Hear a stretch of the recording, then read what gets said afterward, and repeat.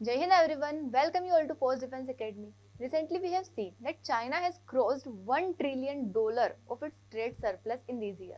So what are the factors associated with, what are the reasons behind this, how China's economy has been growing, what is the reasons? So in this video we will discuss about this. देखिए इसके पहले हम समझते हैं what is trade surplus कि दो चीजें होती है ट्रेड में, trade deficit and trade surplus. इसका मतलब क्या होता है? It is related to your export and import. अगर आपके एक्सपोर्ट ज्यादा है, मतलब किसी नेशन के अगर एक्सपोर्ट ज्यादा है as compared to import, if exports are more than import, मतलब आप बाहर ज्यादा भेज रहे ले कम रहे, तो this is known as trade surplus. इसको यहाँ पे क्या होगा? आपका ट्रेड सरप्लस होगा।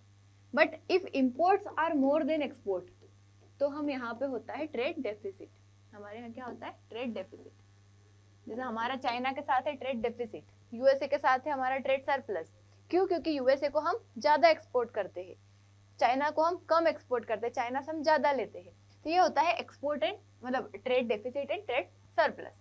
तो ट्रेड सरप्लस क्या होता है ये भी हमने जाना, when exports are more than import. तो रिसेंटली मतलब इस 2025 के ही 11 मंथ जो हुए उसमें चाइना ने क्रॉस कर दिया है $1 ट्रिलियन का ट्रेड सरप्लस। देखिए इसके अलावा अगर आप सिचुएशन देखें तो यहाँ पे ट्रेड वॉर चल रहा था चाइना का, मतलब उसके ऊपर कई सारी चीजों के ऊपर टेरिफ लगा दिया गया था। But despite this tariff, despite this trade war, उसके बाद भी चाइना की इकोनॉमी इतनी ग्रो करती है। तो व्हाट आर द फैक्टर्स जो कि ग्रो करते हैं चाइना की इकोनॉमी को? तो हमने देखा यूएस टेरिफ था, ट्रेड वॉर था, टेक्नोलॉजी के ऊपर सैंक्शंस थे, फिर भी चाइना की इकोनॉमी ग्रो करी, मतलब चाइना की इकोनॉमी, चाइना के एक्सपोर्ट्स ग्रो किए।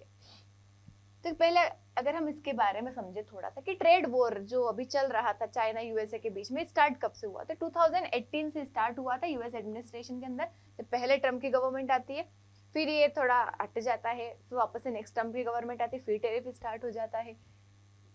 मोस्टली चाइनीज इलेक्ट्रॉनिक्स मशीन, जो कई सारी चीजों के ऊपर क्या था, इसके ऊपर टेरिफ लगा दिया गया था। एंड इसका ऑब्जेक्टिव ये था कि ट्रेड डेफिसिट जो है यूएसए का, देखो यूएसए जो है उसका यही एम था कि उसका जिसके जिसके साथ ट्रेड डेफिसिट है उन सबके साथ उसे डेफिसिट को खत्म करना है। तो therefore he is started imposing tariffs on that nations with whom that USA has trade deficit। जिस जिसके साथ ट्रेड डेफिसिट था सबके साथ क्या कर दिया उसने? टेरिफ लगाना स्टार्ट किया। तो सेम चाइना के साथ हुआ। स्लो चाइना इकोनॉमिक राइज, मतलब जो चाइना की इकोनॉमी ग्रो कर रही है उसको भी स्लो करना था। तो these are the reasons for imposition of tariff. देखिए चाइना किस तरीके से ट्रेड सरप्लस की तरफ जा रहा है। तो पहला रीजन जो है उसका, ये देखिए चाइना जो क्या करता है, ओवर प्रोडक्शन। ठीक है, ओवर प्रोडक्शन, उसके बाद लो कॉस्ट प्रोडक्शन करता है, उसके बाद वहां पे उसके खुद के देश की डिमांड कम है, मतलब खुद के देश में अगर डिमांड रहेगी, ज्यादा कंजम्पशन होगा, वहां पे कंजम्पशन बहुत कम होता है, तो इस वजह से भी हो जाता है। उसके बाद कई सारे फैक्टर्स है जो कि डिपेंड करते हैं, जैसे कि पहला क्या हो गया, डाइवर्सिफिकेशन ऑफ एक्सपोर्ट मार्केट। देखो चाइना किसी एक नेशन के ऊपर डिपेंड नहीं है कि हाँ इसी नेशन से उसकी इकोनॉमी चल रही है, इसी के ऊपर बहुत ज्यादा रिलाई कर रहा है एक्सपोर्ट के लिए। यूएसए ने लगा दिया बैंड, यूएसए ने लगा दिया टेरिफ, यूएसए नहीं तो कोई और सही, ऐसा है चाइना का काम। देखो reduce dependence on US market, तो उसने कहाँ एक्सपोर्ट करना स्टार्ट किया? It is diversified it to ASEAN countries, Africa, Latin America, Middle East, EU. मतलब it is China has so many options। भले यूएस ने लगा दे टेरिफ, उसके पास दूसरा मिल गया। तो इसकी वजह से क्या हुआ कि यूएस का शेयर तो कम हुआ, लेकिन ग्लोबली उसका एक्सपोर्ट बढ़ने लगे, और एक्सपोर्ट बढ़े तो ऑब्वियसली पैसा आएगा, पैसा आएगा तो सरप्लस बढ़ेगा ही सही। फिर उसके बाद मैन्युफैक्चरिंग का अगर हम देखें तो चाइना को कहा ही जाता है मैन्युफैक्चरिंग हब, मतलब फैक्ट्री ऑफ द वर्ल्ड। सबसे ज्यादा प्रोडक्शन कोई करता है तो that is China. Obviously production कर रहा है, देश में पहुंचा रहा है, तो सिर्फ यूएसए पे रिलाई थोड़ी करता है, वो कई सारे नेशन से। तो उसकी स्ट्रेंथ है ये कि वहां पे क्या होता है, लार्ज स्केल, लार्ज लेवल पे प्रोडक्शन होता है। देयर आफ्टर सप्लाई चेन जो है उसकी काफी इंटीग्रेटेड है, लो लॉजिस्टिक्स कॉस्ट कम लगती है, तो उससे इसकी वजह से चीजें क्या हो जाती है, सस्ती हो जाती है। तो अदर नेशंस जो है चाइना को क्विकली रिप्लेस नहीं कर पाते हैं, क्योंकि उनके पास चाइनीज प्रोडक्ट आता है और उन्हें सस्ता मिल जाता है। मतलब लो कॉस्ट में अगर आपको कोई प्रोडक्ट मिल रहा है तो ऑब्वियसली आप उसको क्यों रिप्लेस करोगे, आप उसी को खरीदना प्रीफर करोगे। और लोगों की ज्यादा से ज्यादा रिलायंस है चाइना के ऊपर, ज्यादा से ज्यादा डिपेंड करते हैं नेशंस। तो इसी वजह से क्या है, चाइना की इकोनॉमी ग्रो कर रही है और चाइना के प्रोडक्ट को खरीद रहे हैं। उसके बाद high tech and value added export अगर हम देखें तो पहले क्या होता था, चाइना तो नॉर्मल गुड्स को प्रोडक्शन करता था, नॉर्मल गुड्स को एक्सपोर्ट करता था। लेकिन अभी क्या हो गया है कि हाई टेक्नोलॉजी वाले गुड्स जो हो गए, जैसे कि ईवी एंड बैटरीज हो गया, सेमीकंडक्टर हो गया, सोलर पैनल्स हो गया, इलेक्ट्रॉनिक एंड चिप्स हो गया, मशीनरी हो गया। तो इन टेक्नोलॉजी मतलब बड़ी बड़ी चीजों का क्या करना स्टार्ट कर दिया चाइना ने, एक्सपोर्ट करना स्टार्ट कर दिया, इनका बड़े लेवल पे प्रोडक्शन स्टार्ट कर दिया। और इनको जल्दी से रिप्लेस करना किसी भी नेशन के हाथ में नहीं होता, मतलब कितनी जल्दी इनको रिप्लेस कर दे। उसके बाद ये चीजें होती भी महंगी है, कॉस्टली है, तो इसकी वजह से क्या हो रहा है, उसके पास पैसा भी ज्यादा आ रहा है। तो इस वजह से क्या है, चाइना को फायदा मिल जाता है, चाइना का एक्सपोर्ट बढ़ जाता है, उसके पास सरप्लस बढ़ जाता है। तो जो हाई वैल्यू वाले प्रोडक्ट रहेंगे तो सरप्लस भी ज्यादा ही रहेगा, क्योंकि इनके पैसा ज्यादा है। अगर लो कॉस्ट वाला रहता है तो उसमें कोई इतना ज्यादा फर्क नहीं पड़ता है। उसके बाद डिमांड अगर हम देखें तो डोमेस्टिक डिमांड कम है। जैसे हमारे देश में डोमेस्टिक डिमांड ज्यादा है, डोमेस्टिक कंजम्पशन ज्यादा है, हमारे देश की जीडीपी ज्यादा से ज्यादा रिलाई करती है हमारे डोमेस्टिक मार्केट से। बट यहाँ पे क्या है, वीक डोमेस्टिक डिमांड है, गुड्स जो है उसका कंजम्पशन कम हो रहा है after Covid, real estate crisis. उसके बाद लेस इंपोर्ट डिमांड अगर रहेगी तो भी क्या रहेगा, लार्जर सरप्लस रहेगा। देखो सरप्लस जरूरी नहीं है कि आपके एक्सपोर्ट ज्यादा रहेंगे तो ही होगा। अगर आपकी इंपोर्ट की डिमांड कम है, अगर आपका इंपोर्ट कम है, that can also lead to trade surplus. तो यहाँ पे क्या है, इंपोर्ट की डिमांड कम है, देयरफॉर क्या हो रहा है, इनका सरप्लस हो रहा है। उसके बाद स्टेट का सपोर्ट अगर हम देखें तो वहाँ की गवर्नमेंट अच्छी तरीके से, वहाँ के बैंक्स वगैरह अच्छे से सपोर्ट करते, गवर्नमेंट सब्सिडीज प्रोवाइड करवाती टू एक्सपोर्टर्स की वो लो कॉस्ट पे, ताकि उनका प्रोडक्ट बाकी मार्केट में जा सके। उसके बाद चीप क्रेडिट मिल जाता है इनको स्टेट बैंक से, मतलब कम रेट पे उनको क्या मिल जाता है, क्रेडिट मिल जाता है, तो उसकी वजह से इंडस्ट्रीज ग्रो अच्छे से कर पाती है। टैक्स रिबेट मिल जाता है एक्सपोर्टर्स को, देन अच्छी से उनकी पॉलिसी है इंडस्ट्री की। तो इसी वजह से क्या हो जाता है कि जो टेरिफ शॉक भी था उसको आसानी से चाइना ने एब्जॉर्ब कर लिया, उसे इतना फर्क नहीं पड़ा, तभी वो इतना अच्छे से गेम खेल रहा था। तुमने 50% लगाया, हम भी 50% लगा देंगे, 132 लगा देंगे, इस तरह लगा देंगे, मतलब वो लगा रहा है ये लगा रहा है, उसे मजा आ रहा है, क्योंकि उसे उसकी कोई डिपेंडेंसी नहीं है, उसे कोई फर्क ही नहीं पड़ रहा। ठीक है, तो चाइना से इकोनॉमी देखो इंडिया से कैसे ग्रो करके ज्यादा, मतलब क्या डिफरेंस है between India and Chinese economy, किस तरीके से ग्रो करती है। तो अगर हम चाइना की जीडीपी की बात करें तो it is export led recovery, मतलब एक्सपोर्ट से ही ड्रेवन होती है, मैन्युफैक्चरिंग हब है। अगर इतना लेवल पर अगर प्रोडक्शन कर रहा है चाइना, तो इसको पूरा देश तो कंजम्पशन करेगा नहीं, क्योंकि देश का कंजम्पशन, डोमेस्टिक कंजम्पशन तो कम है। यहाँ पे प्रोडक्शन अगर कर रहा है तो डेफिनेटली इसको बाहर भेजेगा, तो बाहर भेज रहा है मतलब एक्सपोर्ट है। उसके बाद इंफ्रास्ट्रक्चर पे काफी अच्छा इन्वेस्टमेंट करता है चाइना, इंफ्रास्ट्रक्चर रहेगा तो मैन्युफैक्चरिंग अच्छे से होगी देश में, इंडस्ट्रीज अच्छे से ग्रो करेगी, इंडस्ट्रीज ग्रो करेगी तो ऑटोमेटिकली वो एक्सपोर्ट ही करेंगे। तो इंफ्रास्ट्रक्चर अच्छा है, देयर आफ्टर मैन्युफैक्चरिंग को पुश किया जाता है, काफी ज्यादा फोकस किया जाता है। जैसे इंडिया, हमारे देश में सर्विस सेक्टर सबसे ज्यादा ग्रो करता है, वैसे यहाँ पे मैन्युफैक्चरिंग है। उसके बाद टेक्नोलॉजी का अपग्रेड, तो ये फैक्टर्स है जो कि वहाँ की इकोनॉमी को, जीडीपी को ड्राइव करते हैं। If you talk about India, तो इंडिया के क्या है, सर्विस लेड ग्रोथ है, हमारी जो इकोनॉमी है उसमें सबसे बड़ा कंट्रीब्यूशन सर्विस सेक्टर का है। उसके बाद डोमेस्टिक कंजम्पशन होता है हमारे यहाँ, उसी के ऊपर हम ज्यादा डिपेंड, मतलब एक्सपोर्ट के ऊपर हम ज्यादा रिलाई नहीं करते हैं, हमारे डोमेस्टिक कंजम्पशन पे होता है। उसके बाद इंडस्ट्रियल स्केल अप जो है, इंडस्ट्रियल ग्रोथ जो है वो हमारे नेशन में कम है कंपेयर टू चाइना। देखो चाइना की अगर हम ग्रोथ की बात करें, किस तरीके से चाइना ने ग्रो किया, क्योंकि चाइना पहले तो ऐसा ही था। ग्रो कैसे हुआ, तो इंडस्ट्रियलाइजेशन वहां पे काफी जल्दी आ गया, 1980 के टाइम पे आ गया। देन इंफ्रास्ट्रक्चर जो है उन्होंने बढ़ाना स्टार्ट किया, लाइक पोर्ट्स, रेल, पावर, क्योंकि बिना इंफ्रास्ट्रक्चर के किसी इंडस्ट्री का ग्रो करना पॉसिबल नहीं है। इंफ्रास्ट्रक्चर इज रिक्वायर्ड, जो फैक्टर ऑफ प्रोडक्शन होते हैं उन सभी की जरूरत होती है यहाँ पे।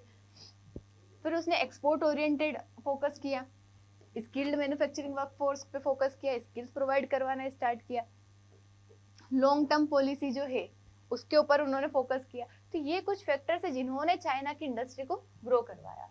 अगर हम इम्पैक्ट की बात करें चाइना के ऊपर, तो क्या होगा, देखो फोरेक्स उसका क्या हो जाएगा, बढ़ जाएगा, क्योंकि ऑब्वियसली अगर एक्सपोर्ट कर रहा है तो बाकी नेशंस क्या देंगे उसको, डॉलर देंगे, या फिर जिस भी करेंसी में वो ट्रेड करेंगे ज्यादा से ज्यादा डॉलर में ही होता है, तो उसके नेशन में क्या होगा, फोरेक्स इंक्रीज होगा, फोरेक्स बढ़ेगा, उसका ट्रेड इन्फ्लुएंस काफी ज्यादा बढ़ेगा, क्योंकि एक्सपोर्ट करेगा, जैसे मानो चाइना अलग अलग नेशन में एक्सपोर्ट कर रहा है, तो उन्हीं सारे नेशंस का क्या होगा, उसके साथ इन्फ्लुएंस बढ़ेगा, मतलब ग्लोबल इन्फ्लुएंस चाइना का बढ़ेगा कि सब चाइनीज प्रोडक्ट यूज कर रहे हैं, तो करेंसी उसकी स्टेबल रहेगी। बट हम अगर निगेटिव, जरूरी नहीं है कि देखो ये तो शॉर्ट टर्म फायदे है, लेकिन आफ्टर सम टाइम या फिर थोड़े टाइम बाद चाइना को इसका नुकसान भी झेलना पड़ सकता है, क्योंकि इतना ज्यादा अगर एक्सपोर्ट हो रहा है, इतना ज्यादा सरप्लस भी एक लेवल के बाद उसे कहीं ना कहीं प्रॉब्लम क्रिएट करवा सकता है।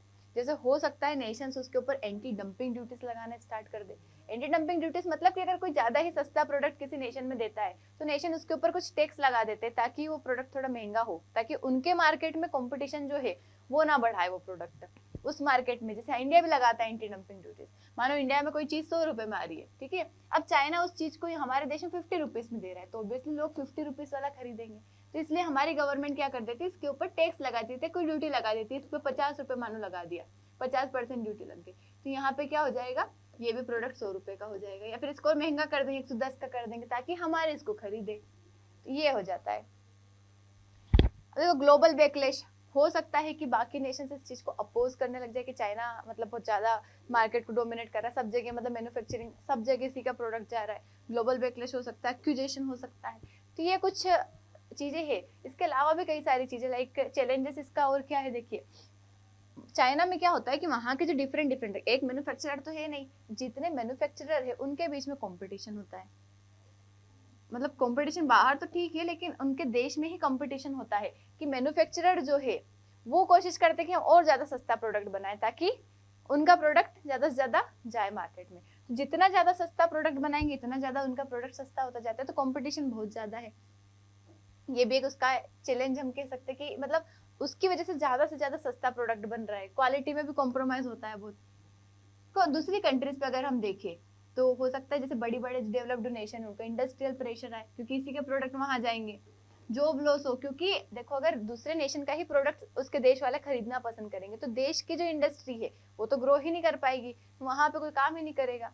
डेवलपिंग नेशन को भी कॉम्पिटिशन फेस करना पड़ सकता है कि उनकी जो इंडस्ट्री है वो ग्रो ही ना कर पाए, डी इंडस्ट्रियलाइजेशन जैसी रिस्क आ सकती है। उसके बाद इंडिया की अगर हम बात करें तो देखो हमारे जो एमएसएमई है उसको हट कर सकते हैं चाइनीज प्रोडक्ट, क्योंकि हमारे यहाँ अगर चाइनीज प्रोडक्ट का यूज करेंगे तो जो हमारी इकोनॉमी ग्रो हो रही है वो नहीं हो पाएगी, मतलब जो एमएसएमई है बढ़ाने की कोशिश कर रहे हैं वो नहीं कर पाएंगे। देन ट्रेड डेफिसिट हो सकता है, मतलब है ही सही ऑलरेडी लेकिन वो और बढ़ सकता है अगर हम चाइना के प्रोडक्ट इतना ज्यादा यूज करेंगे।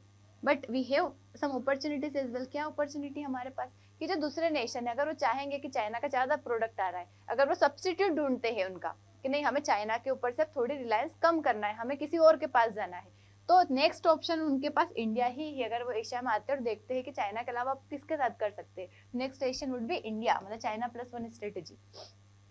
सप्लाई चेन का रिलोकेशन हो सकता है, मतलब इधर उधर नेशन में हम क्या कर सकते हैं दूसरी जगह, मतलब उस चाइना के अलावा दूसरी जगह देख सकते हैं। उसके बाद हमारी जो PLI स्कीम है, मतलब हम जो production link incentive scheme provide करवाते हैं मैन्युफैक्चरर को कि हमारे देश में आप प्रोडक्शन करो, तो उसको हम बढ़ावा दे सकते हैं और दूसरे नेशन हमारे देश में आके प्रोडक्शन भी कर सकते हैं। तो ये हमने देखा किस तरीके से चाइना की इकोनॉमी ग्रो कर रही है, किस तरीके से चाइना का सरप्लस है instead of having that trade war और टेरिफ वॉर। तो हम इसमें कह सकते हैं कि यूएस टेरिफ जो है उसने चाइना के सरप्लस को कम नहीं किया, मतलब यूएसए को लगा था कि चाइना की इकोनॉमी को ज्यादा ग्रो नहीं करने देंगे, उसका डेफिसिट कम करने के चक्कर में उसने यहाँ पे लगाया था, लेकिन चाइना की इकोनॉमी फिर भी ग्रो करी, उसका एक्सपोर्ट फिर भी बढ़ा। चाइना ने क्या अडॉप्ट किया, डाइवर्सिफिकेशन और टेक एक्सपोर्ट को उसने प्रिफर किया, यही उसका मेन क्या है, मतलब पिलर है, मेन बेस कह सकते हो, जिसकी वजह से उसकी इकोनॉमी को कोई इम्पेक्ट नहीं हुआ ट्रेड से। उसका मैन्युफैक्चरिंग स्ट्रेंथ जो है उसकी अनमैचेबल है, मतलब मैन्युफैक्चरिंग ही उसका क्या है सबसे बड़ा, मतलब कह सकते हो हथियार है, सबसे बड़ी पावर है जिसकी वजह से चाइना ग्रो कर रहा है। तो इंडिया को भी क्या करना चाहिए, हमें इंडस्ट्रियलाइजेशन पे फोकस करना चाहिए। सर्विस है ठीक है लेकिन हमें इंडस्ट्रियलाइजेशन पे फोकस करना चाहिए ताकि हमारी एक तो रिलायंस कम होगी, सेल्फ सफिशिएंट हम बनेंगे, हमारा आत्मनिर्भर भारत बनाने की जो बोल रहे उस पर फोकस होगा, हमारे देश में जॉब क्रिएट होगी, कई सारी चीजों पे फायदा होगा, हम दूसरे नेशन में एक्सपोर्ट करेंगे, हमारी मतलब करेंसी क्या होगी, इवेल्युएट करेगी, बढ़ेगी। अभी जिस तरीके से क्या हो रहा है हमारी करेंसी डेप्रिशिएट कर रही है एज कम्पेयर टू डॉलर, तो अगर एक्सपोर्ट बढ़ेंगे तो करेंसी की वैल्यू भी बढ़ेगी। That's all about it, I hope समझ आया होगा। थैंक यू सो मच, जय हिंद।